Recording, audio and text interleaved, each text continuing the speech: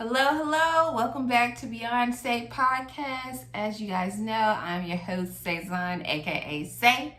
And we are back for another episode. I think this is like episode 15 or 16. I don't know, don't quote me, but it'll be in the description. So this week we're gonna do, this is like a music appreciation podcast. Like I think before I had did one and I'm like, let me do one again. It's Women's History Month to top it off. So the majority of this podcast is going to be dedicated to talking about females in the music industry and like the different albums that that I've listened to and how it impacted me. So I'm going to be talking about like a whole bunch of different albums.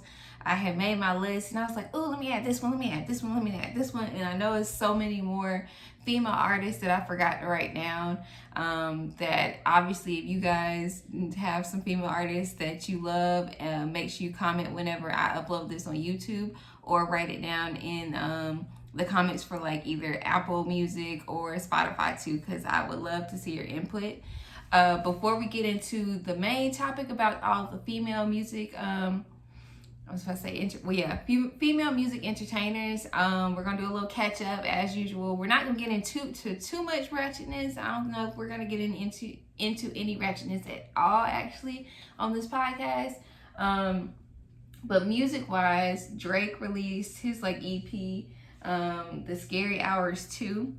And I must admit, I like it a lot. I mean, it was only like 3 songs, but still, it was pretty good. Let me look up the name of the songs again, because the one was with Lil Baby and the other one was with Rick Ross. So let's see. What's Next? That was just Drake by himself. That was like a good way to start off the EP. Wants and Needs, that's the one with Lil Baby. And then the Lemon Pepper Freestyle is Rick Ross, and he kind of slows it down a little bit. I enjoyed every single one of the songs. I was hoping it would be an album, but hey, I'll take some 3 songs, and call it a day. I'm all right with that. I'm still waiting on Rihanna, but I like the way that Drake kind of put it out, and I like what he was talking about overall in the song. So I just can't wait to see what he's gonna do whenever he actually puts out an album. So we'll see. SZA released the music video for Good Days / I think the song is called like Shirt, which the Shirt song has kind of been more so on TikTok. I don't know how these people be getting these songs on TikTok before the artists even release it, but it's pretty good. I would recommend y'all watching the music video. As I talked about before in my podcast, I love the song Good Days by SZA. It really brings me peace whenever I listen to it. And then the Shirt song, I'm hoping that she'll actually put out like a full song for that. That would be pretty nice actually, because it's a good song. Now, the concept for her music video was kind of interesting because it seemed like she was like showing herself or her mind on like mushrooms. Because of the way it starts it off. So I won't give too much detail about the music video because I want you guys to actually watch it. But it was weird because it was like one part where she was like twerking hard as I don't know what, and it's like a kind of like a slow song, so it was a little entertaining. But overall, like I said, I would recommend you guys watching the music video. Obviously, I just can't wait for SZA to put out an actual album. So we'll see. And then who is the Mulatto put out her remix to, was it the beatbox song? Yeah, beatbox freestyle. Well, if you're watching this the visual, you would see me dancing. But if not, you're just gonna hear the then they be like, bitch. And like, so just listen to the actual song. But I liked her freestyle on it. It was really good. It made me like, I kind of liked it better than the original song.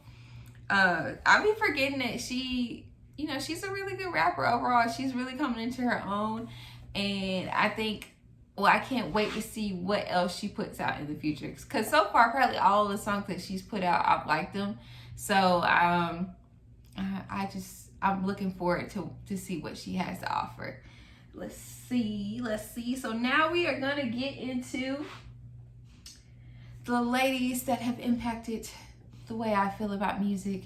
And it's quite a bit, and it's quite a bit of albums. So we gonna go to first.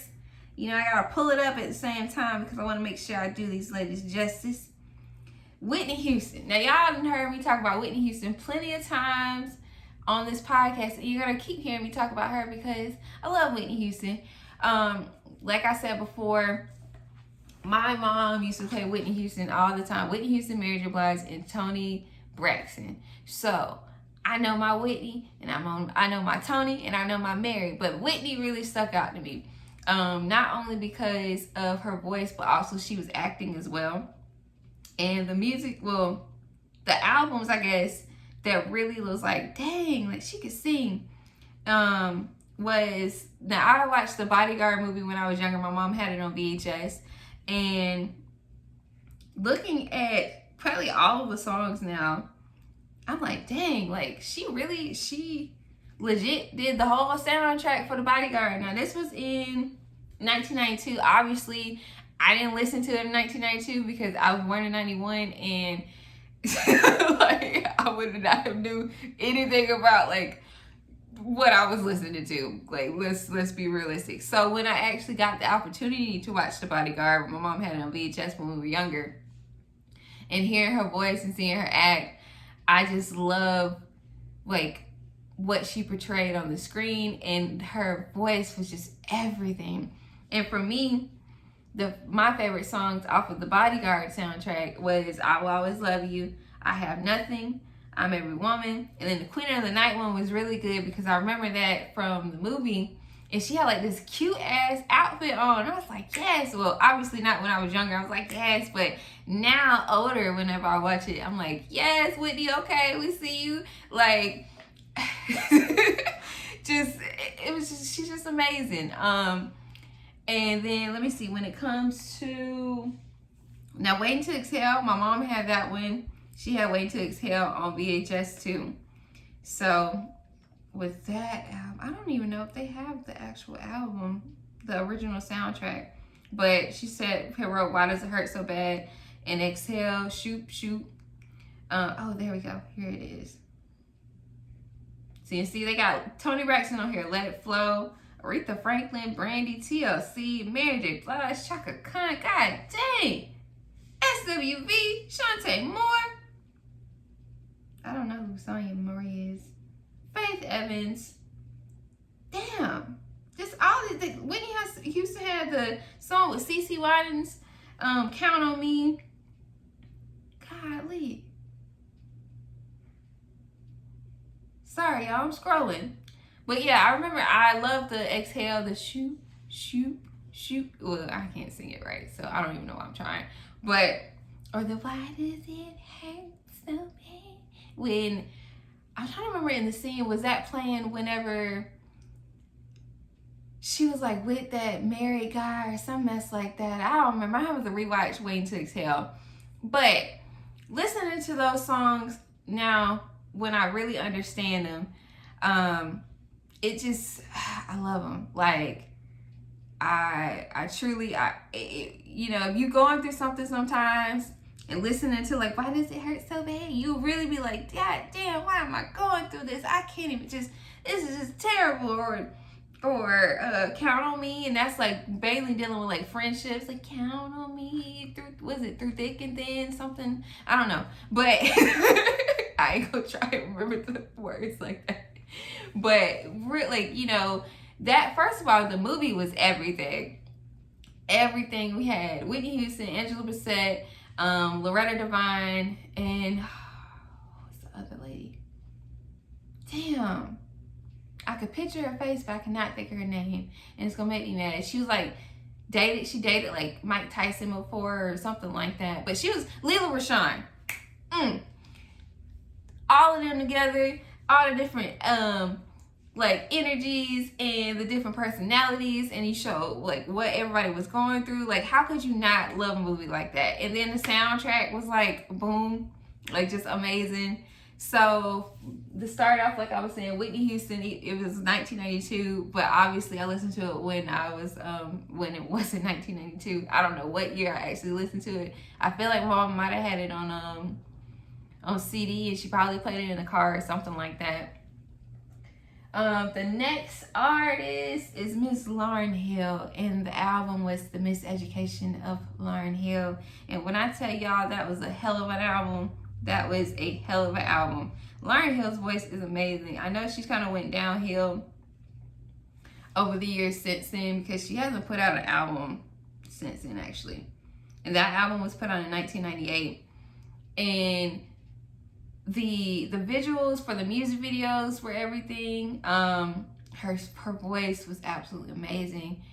Anytime I listen to any of the songs off of this album, it always puts me in a good mood listening to her music, but just hearing like her pain and her emotion and stuff like that, it makes me wonder what she was going through whenever she actually wrote these songs. But for me, the favorite songs off of this album obviously was X Factor, Doo Wop That Thing. That one was like an energetic type of music video, and it was cool because like it showed like two sides of her with two, like she was acting like two different people, and it was just nice. And with X Factor, I be having to listen to that when I be going through some stuff, because the lyrics and everything, it just be speaking to my soul, and then I just be wanting to sing my little heart out. Nothing Even Matters with D'Angelo. Everything Is Everything. Tell Him. Just this album, I feel like it showcased so much of what she could offer to the music industry, and it's just sad that that was like the album that she made, and she hasn't made one since then. But I mean, you never know what people are going through, obviously. But that album was just amazing, by far amazing. Next artist I'm gonna talk about is India.Arie, and I don't know if a lot of y'all have ever listened to India.Arie, but I used to love India.Arie when she first came out. Her voice was amazing, the way she carried herself, the way she dressed, her skin was just beautiful, and I honestly feel like she doesn't get enough justice. She's released a lot of albums over the years, and I just feel like people haven't really gave her roses or her flowers the way they should have, because they want to look at somebody more so mainstream. But like, her voice was beautiful. I loved Video and Brown Skin, and what other one? It was another song off hers, and it wasn't off of this album, but it was another one of her songs. And this album that I'm talking about is Acoustic Soul. It was put out in 2001. I don't know what I did Lauryn Hill, but this was put out in 2001, and the cover for the album is beautiful in itself. So I'm just gonna go ahead and throw that out there for y'all to know. If you never looked at the cover, you need to. If you never listened to the album, you need to. India.Arie, like I said, I just feel like she doesn't get enough justice. But I'm glad that she is still continue to remain consistent in the music industry and really provide what we need to hear from her. Because when I tell y'all, like, when I listened to her songs, because I think Video, she was like talking about how she wasn't the average girl from your video. Was it By the Top of Her Clothes? Because, damn, I can't remember the words. How about to make me look up the lyrics? But mainly, it just made us think and see, like, okay, we don't have to look like all these video vixens. Like, you could be yourself, you could be beautiful, you could wear your hair any type of way you want to wear your hair, wear your clothes how you want to wear it, and you're still going to be beautiful, you're still going to be you. And then when it came to Brown Skin, you know, a lot of times we don't hear songs that just embraces like our skin and just embraces who we are. And that's one thing that I truly enjoyed about listening to her music, is she always focused on uplifting beautiful Black women and just making sure that we're proud of who we are. And that's just one thing that I definitely can appreciate from her. And there was another song that she had. I wish I could remember it because it was beautiful. It might have been Ready for Love, but I don't remember everything dealing with that song. So I don't want to say Ready for Love. I know I like that song a lot though. But yeah, if you guys haven't listened to India.Arie before, I would obviously advise you to do so. Like I said, my favorite album from her is Acoustic Soul, but she has released plenty other albums, so make sure you take a look. The next artist I'm going to talk about is Alicia Keys.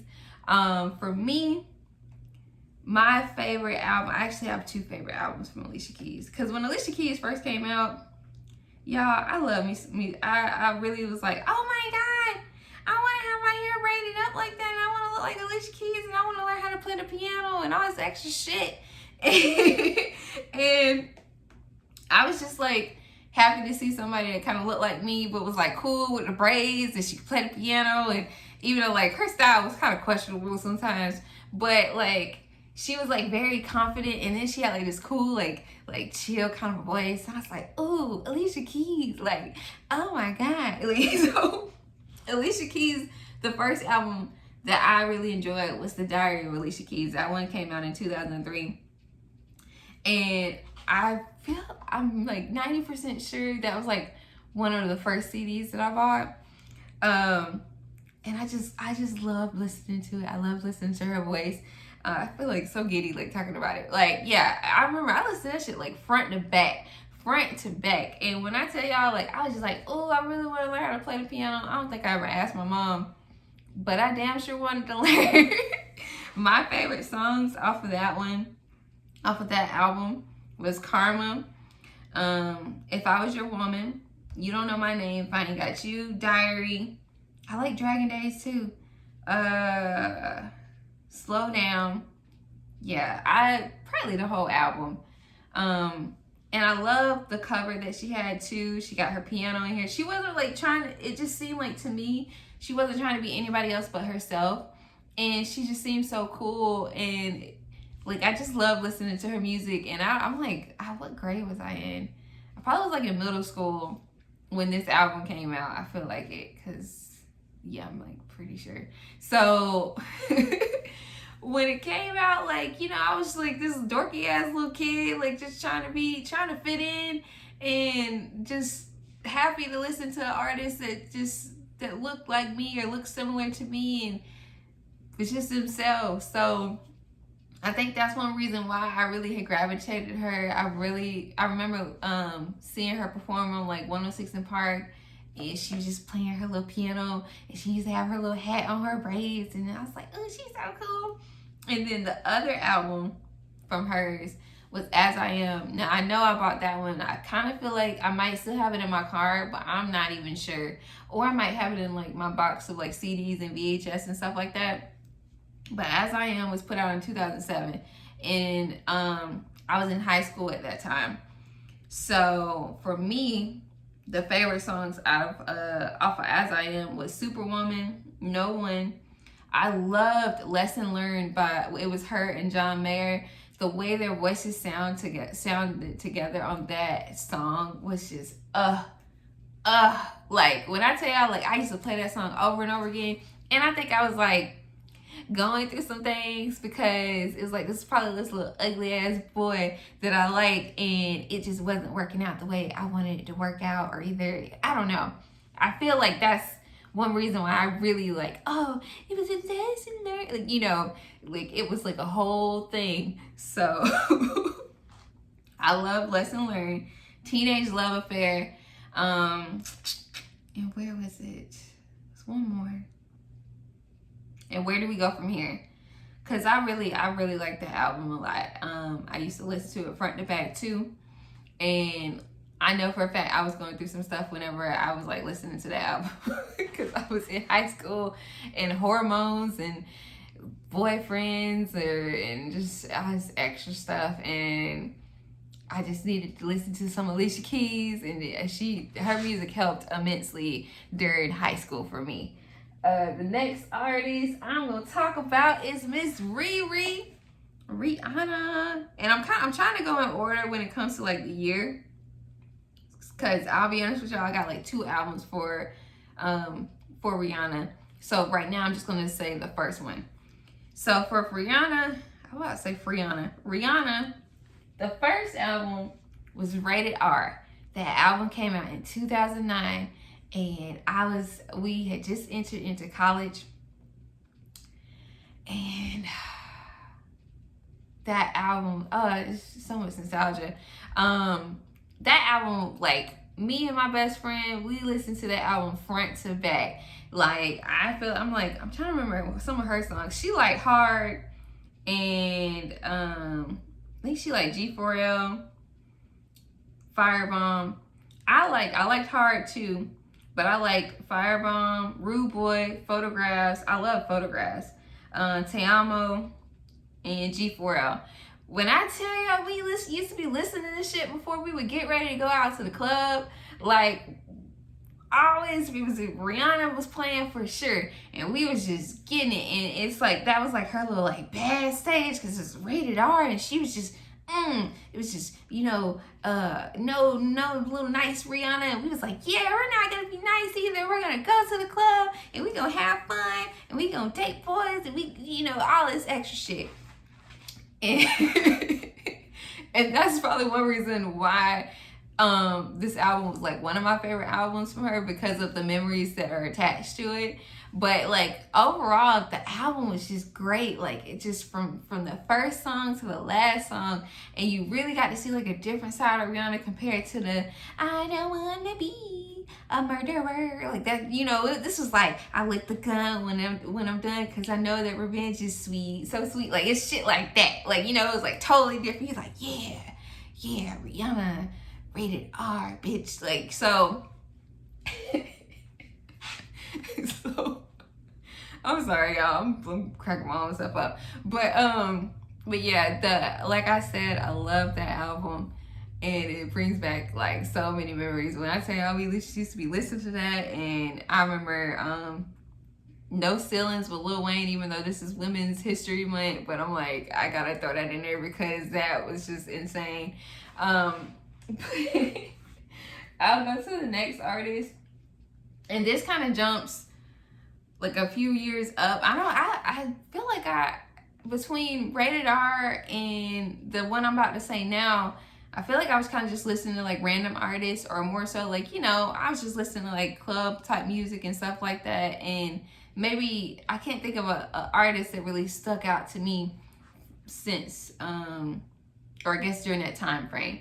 So then the next one is Jhené Aiko. I feel like I always say her last name wrong. I'm sorry. But her album Sold Out came out in 2014. And I had never really heard an artist like her. Her voice was so calming, but at the same time, she was like just talking shit, or like talking about like killing somebody or hurting somebody. And it was just like, are you me? Like, are you not killing and hurting, but like just aggressive. Like, it was so a calm voice, but at the same time, you could tell she was pissed.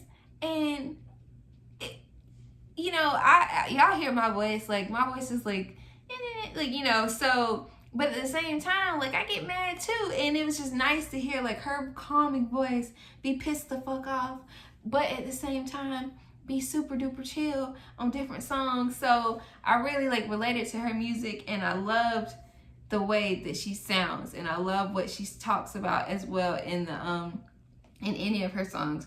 For this Sold Out album, it was so many songs that I like. Spotless Mind, Waiting, The Pressure, Eternal Sunshine. That one really, I used to play that probably like all the time. Eternal Sunshine.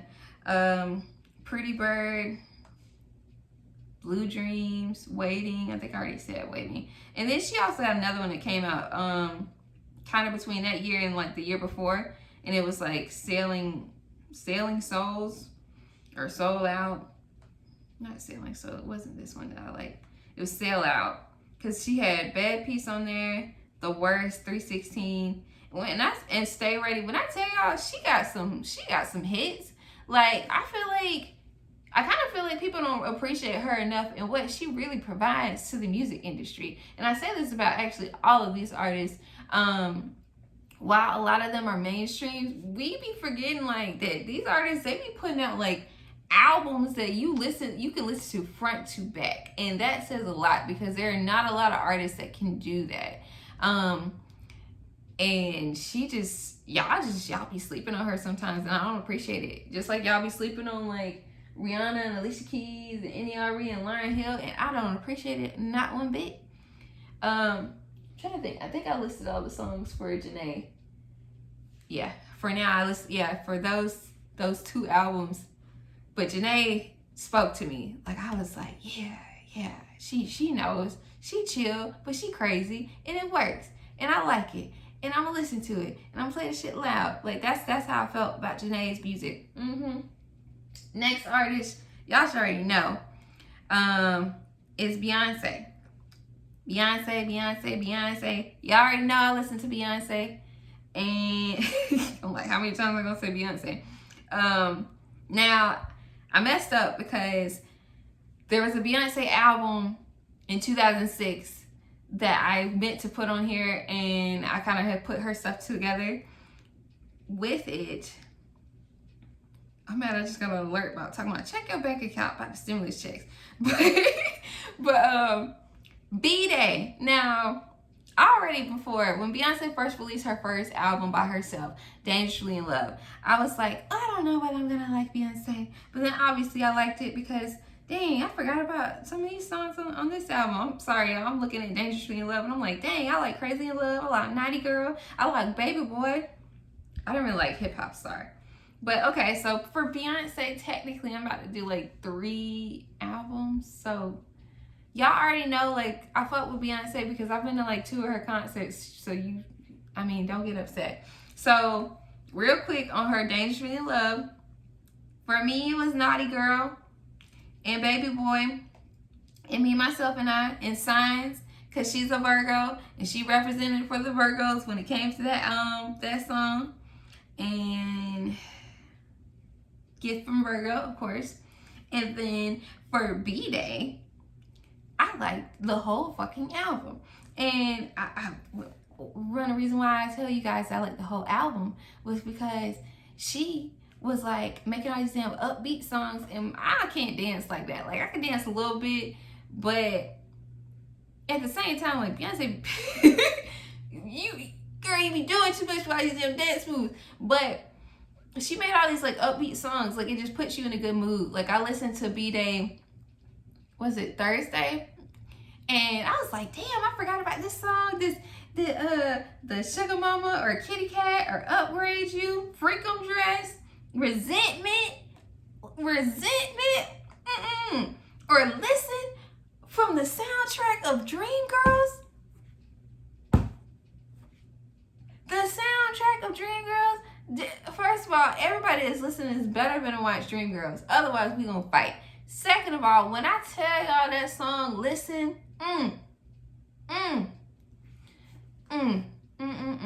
that's all I'm gonna say. Check on it with Bun B and Slim Thug. I mean, the whole freaking album. It's the whole album for me. So yeah, it's the whole album for me.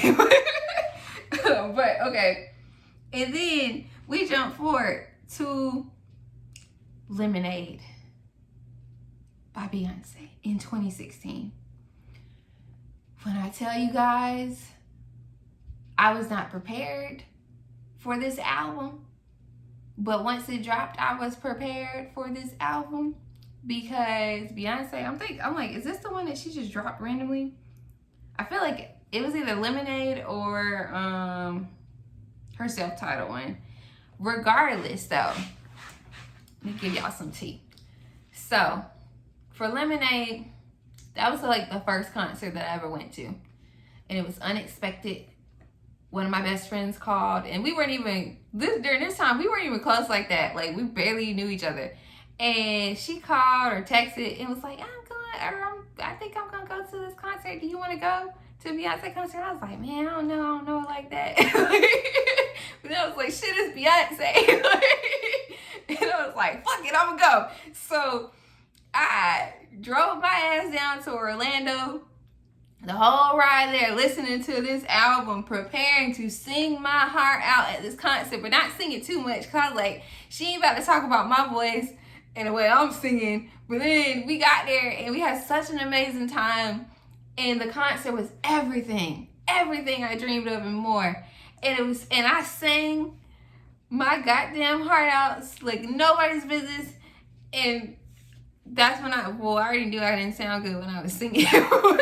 But looking at videos, I'm like, why didn't you should have just let Beyonce sing. You should have just let Beyonce sing. But that was the first concert that I ever went to. And after that, I was like, oh, concerts. I went and got a just concert junkie. More concerts. And we went to Rihanna's concert too. Not the rated R one, obviously, but Anti, which I'm gonna talk about that album in a little bit too. But the Lemonade album was just everything. It was beautiful. It was so just black, and just you just went through different emotions listening to it. And this was crazy because it's like she's talking about probably like Jay-Z cheating at one point, and I'm like, I'm not going through that, but I feel you, sis. I done been through it too. And about love drought and freedom and All Night. Oh, I loved All Night. I could listen to that song all the time and sing my little heart out. And Formation, yes, I got hot sauce in my bag, swag. Okay, like y'all don't even, for y'all, I remember it was like somebody I knew that was trying to talk shit about this album, and I was like, but you're not. This is what you're not gonna do. You're not gonna disrespect Beyonce because you're not even on the same level. Because it's like, if you ain't listened to the album, I don't need you to respond. But I'm gonna go to the next person. And this is obviously, it's about to be Beyonce's little sister, Solange. And it's crazy because I remember when Solange first came out, like, I was like, I don't know if I'm gonna like her, like with her like Soul Angel thing, like in 2008. Like Solange was totally different from Beyonce. Like which actually is a good thing because she came into her own and she had her own style, and she wasn't trying to be Beyonce's little sister. Like she was just trying to be herself, which I can respect wholly because I'm a little sister to my big sister, and my big sister, it's a big role to fill sometimes when you're the younger sibling. So when I listened to this album from Solange, and the album is A Seat at the Table in 2016. Cause Beyonce and Solange, I'm like, did y'all motherfuckers playing this shit? Like just to drop albums that just gonna be like what? Because, excuse me, when Solange dropped this album, this was an album that I never knew I needed, but I needed it. And I feel like this was during a time where like I was just really like learning about myself more. Excuse me, my voice is about to crack. I was really learning about myself more and coming into my own, and just being just so, I just felt so blackity black, it didn't make no sense. And I was just so happy about it. And when I listened to this album, the whole album spoke to me. I would listen to this album every single day at any point in time and either get angry, happy, mad, sad, so many different emotions.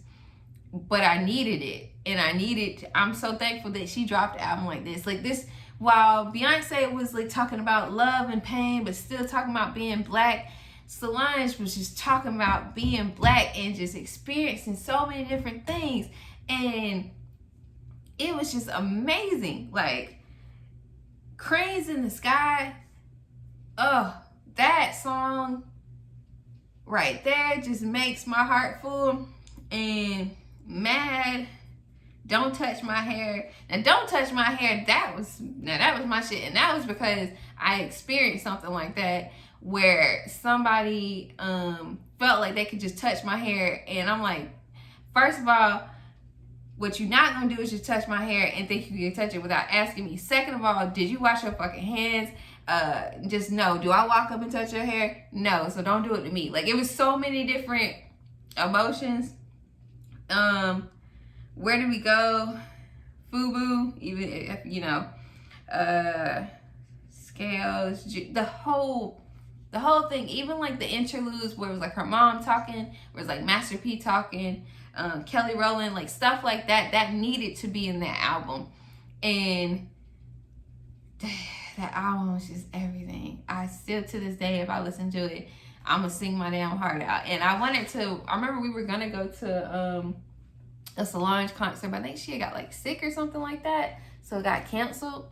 But whenever concerts happen again, I would love to go and see her perform, because like whenever I see clips of her performing, she just looks so happy, and it just looks like just pure bliss.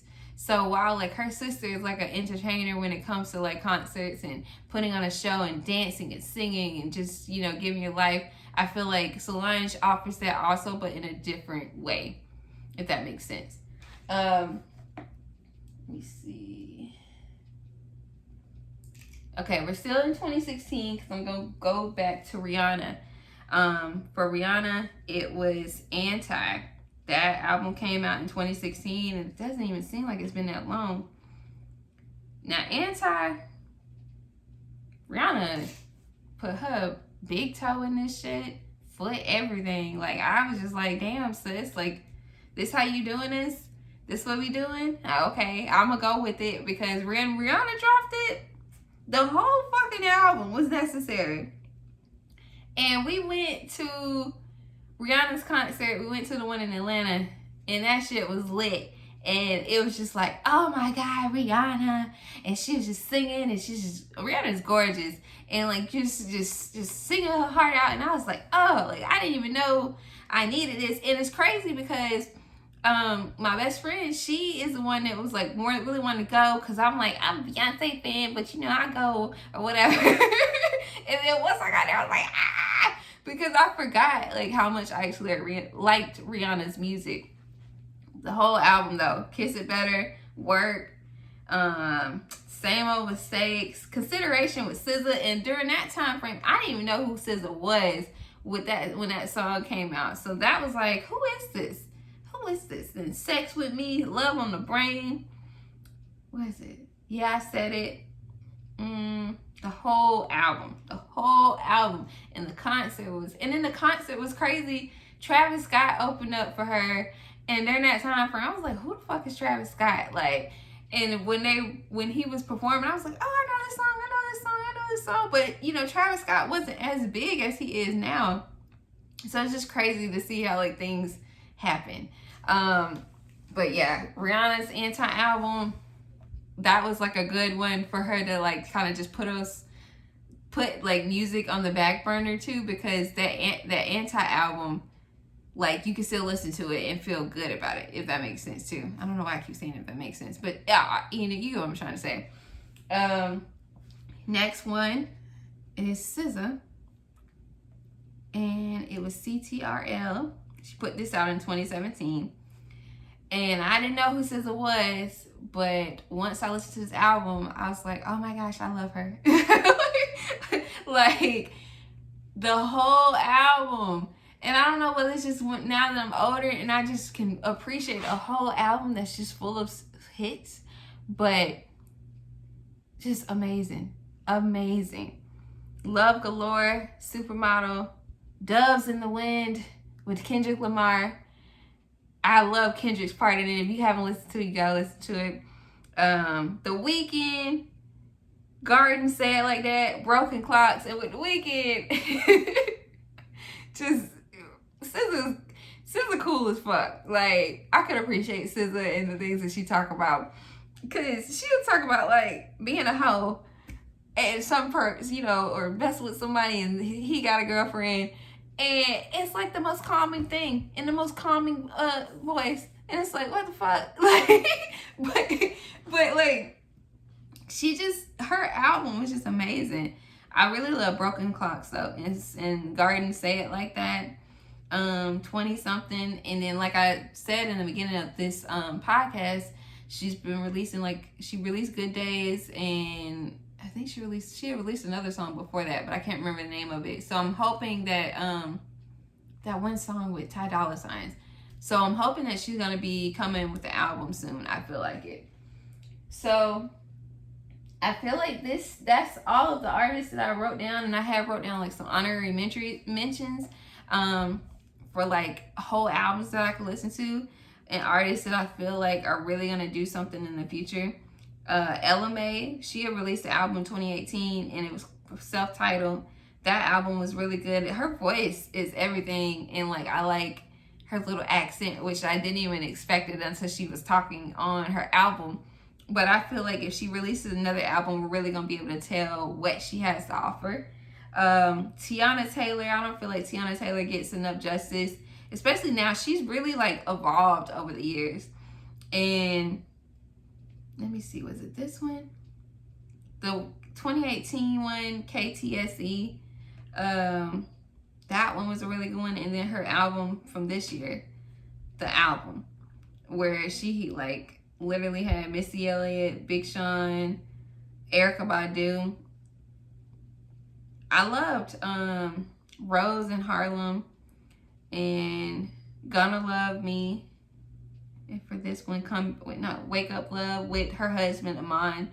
There was another one from her that I really liked, and she got a song with freaking Lauryn Hill. So like I just feel like I feel like Tiana Taylor isn't getting her flowers and stuff like that too.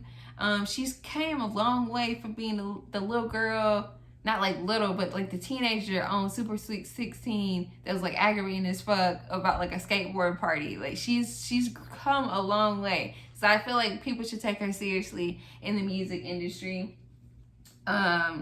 Jasmine Sullivan.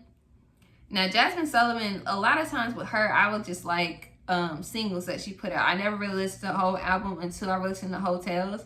And I was like, this shit right here, like, okay, Jasmine, which I've already talked about this before in a different podcast, and it's called Hotels. So I want y'all to listen to that one. But the whole album that she dropped was just amazing. Amazing. Obviously, Missy Elliott. Now, like, it's weird with Missy Elliott. Like, I didn't listen to, like, a lot of hip-hop when I was younger. So, like, the older that I've gotten an opportunity to listen to kind of hip-hop.